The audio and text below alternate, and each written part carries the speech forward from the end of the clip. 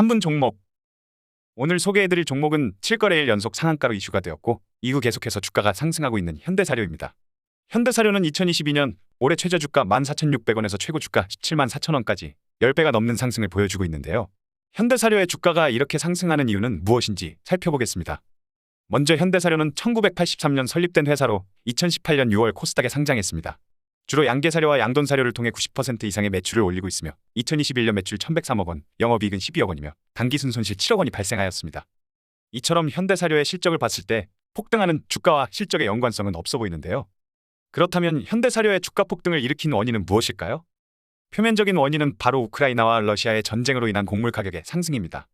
우크라이나는 세계적인 곡창지대로 옥수수, 밀, 대두 등의 주요 곡물을 수출하고 있는데 이번 전쟁으로 인해 곡물 생산이 중단된 상태입니다. 러시아 또한 농업 수출량이 많은 국가지만 전쟁으로 인해 주요 곡물 수출을 6월까지 중단한 상태인데요. 우크라이나와 러시아가 차지하는 밀 생산량은 전 세계 30%를 차지한다고 하며 이러한 이유로 전 세계 곡물 가격이 크게 상승하고 있는 추세입니다.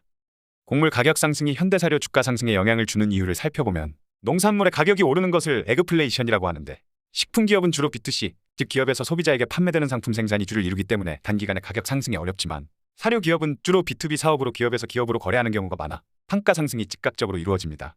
따라서 전쟁 이전에 회사가 축적해둔 곡물의 판가 상승으로 인해 매출이 크게 향상될 것으로 기대되며 이러한 이유로 사료기업과 식품기업 등의 테마주 주가가 상승하고 있는 것입니다.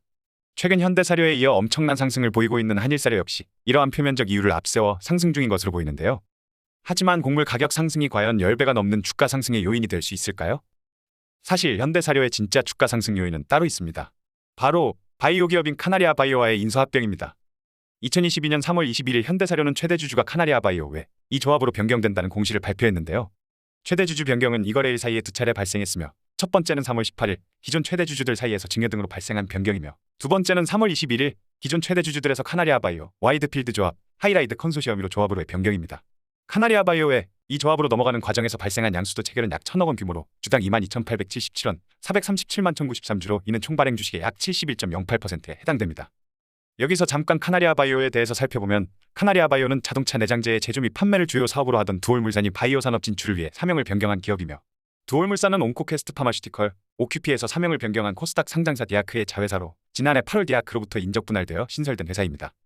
두올물산은 관계사인 오큐피 바이오가 보유한 난소암 치료제 오레고봄합 관련 지식 재산권을 이전받아 지난해 9월 장외시장에 상장된 후 이를 주력으로 535원에서 최고가 30만 원을 기록하며 6개월 만에 약 500배가량 상승한 이력이 있습니다.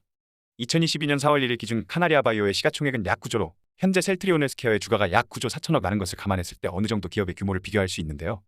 난소암 치료제 오레고봄합의 미국 FDA 임상 3상은 2025년으로 예상되며 임상의 불확실성을 고려했을 때 정상적인 주가라고는 볼 수 없다는 관점도 있습니다.